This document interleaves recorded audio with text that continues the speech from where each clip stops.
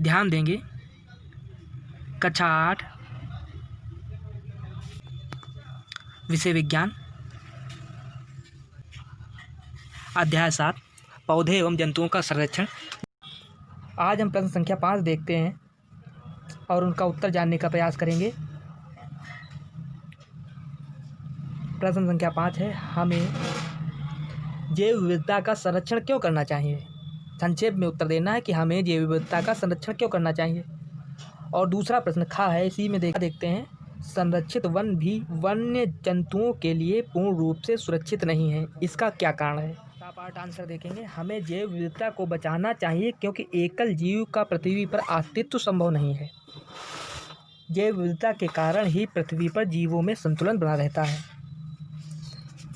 इसी क्रम में खा विकल्प देखेंगे। इसका उत्तर, संरक्षित वन भी वन्य जंतुओं के लिए पूरी तरह सुरक्षित नहीं है क्योंकि कुछ लालची लोग अपने निजी फायदे के लिए यहाँ पर रहने वाले जानवरों का शिकार करते हैं। इसलिए हम कह सकते हैं कि संरक्षित वन भी वन्य प्राणियों के लिए अब सुरक्षित नहीं रहे। गा देखते हैं। प्रश्न गा देखेंगे। कुछ आदिवासी वन पर निर्भर रहते हैं, इसका क्या कारण है हमें बताना है। आदिवासी लोग वनों में या वनों के निकट रहने वाले लोग होते हैं। ये लोग अपनी प्रत्येक आवश्यकता की पूर्ति वनों से प्राप्त उत्पादों से करते हैं। इस प्रकार हम कह सकते हैं कि कुछ आदिवासी वनों पर निर्भर रहते हैं। घा देखते हैं। प्रश्न हमारा है, वनोन्मूलन के कारण और उनके प्रभाव क्या है। वनोन्मूलन का अर्थ हुआ वनों की कटाई।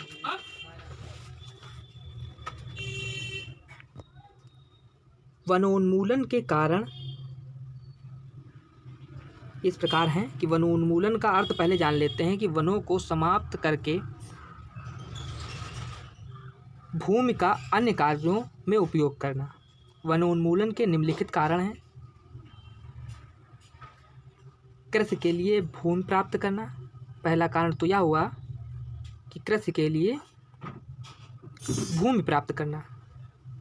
दूसरा कारण है घरों एवं कारखानों का निर्माण। तीसरा कारण है फर्नीचर बनाने अथवा लकड़ी ईंधनों के रूप में उपयोग करना। अब देखेंगे कि वनोन्मूलन प्रभाव क्या पड़ता है। वनोन्मूलन का प्रभाव देखेंगे, पृथ्वी का ताप बढ़ जाएगा,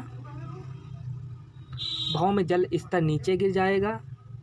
इसके कारण बाढ़, सूखे जैसी प्राकृतिक आपदाएं और उनकी संभावनाएं बढ़ जाएंगी।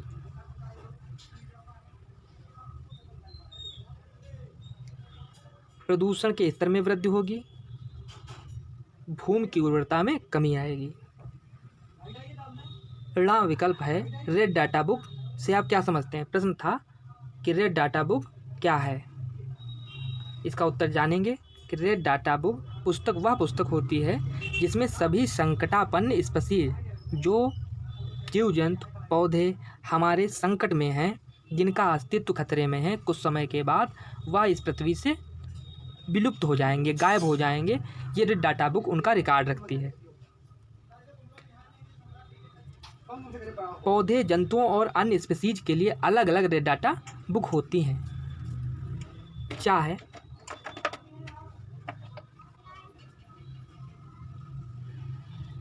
प्रवास से आप क्या समझते हैं।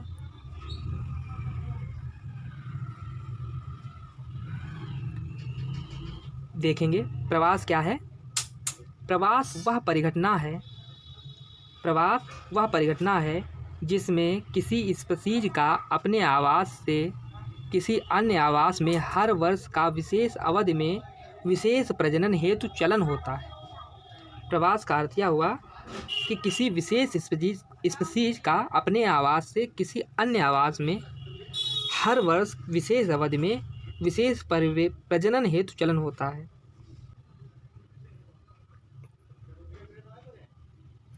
प्रश्न संख्या 6 देखेंगे। फैक्ट्रियों एवं आवास की मांग की आपूर्ति हेतु अनवरत कटाई हो रही है।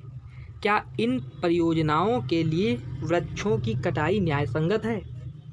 इस पर चर्चा कीजिए तथा एक संक्षिप्त रिपोर्ट तैयार कीजिए। ध्यान देंगे इसका उत्तर। फैक्ट्रियों एवं आवास की मांग की आपूर्ति के लिए वनों की अनवरत कटाई हो रही है। यह न्यायसंगत नहीं है, क्योंकि वन हमारी अमूल्य धरोहर है, हमारे मुख्य प्राकृतिक संसाधनों में से एक है। इसलिए हमें इन्हें संरक्षित रखना चाहिए। हम जानते हैं कि वन हमारे लिए बहुत अधिक आवश्यक हैं। ये वर्षा लाने में सहायक हैं, वायु में ऑक्सीजन और कार्बन डाइऑक्साइड के बीच संतुलन बनाए रखते हैं। इसलिए हमें चाहिए कि वनों को हम बचा कर रखें। यदि किसी कारणवश हमें वनों को कटाई करनी भी पड़ती है तो पुनर्वृक्षारोपण करें। जहाँ तक संभव हो हमें वन उत्पादों को अन्य किसी दूसरे पदार्थों में बदल लेना चाहिए। लोग अपने निजी लालच के लिए औद्योगिकरण को लगातार बढ़ावा दे रहे हैं, जिसमें लगातार वनों की कटाई हो रही है। उन्हें समझना चाहिए कि वन हमारे प्राकृतिक संसाधन हैं। हमें उन्हें अपनी आने वाली पीढ़ियों के लिए बचा कर रखना चाहिए। अनावश्यक रूप से हमें वनों की कटाई नहीं करनी चाहिए।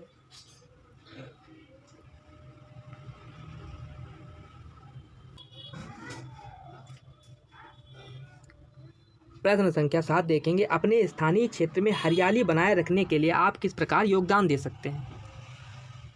इसका उत्तर रहेगा अधिक से अधिक पेड़ लगाना, सड़कों के किनारे पेड़ लगाकर, कम से कम पेड़ों की कटाई करके, पार्क आदि बनवाकर, कागज बनाकर, लोगों को अधिक वृक्षारोपण के लिए जागरूक करके।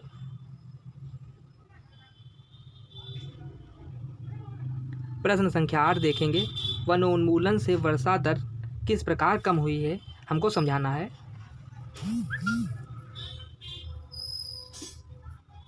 वनों के विनाश के कारण कार्बन डाइऑक्साइड के उपयोग में कमी आई है, जिससे वायुमंडल में इसकी मात्रा बढ़ गई है, क्योंकि कार्बन डाइऑक्साइड पृथ्वी द्वारा उत्सर्जित ऊष्मीय विकिरणों को अवशोषित कर लेता है। अतः इसकी कम मात्रा के परिणाम स्वरूप विश्व उष्णन हो रहा है। पृथ्वी के ताप में वृद्धि के कारण जल चक्र का संतुलन बिगड़ गया है, जिससे वर्षा दर में कमी आई है। प्रश्न संख्या 9 आपको स्वतः करना है। प्रश्न संख्या 10 भी आपको स्वतः ही करना है।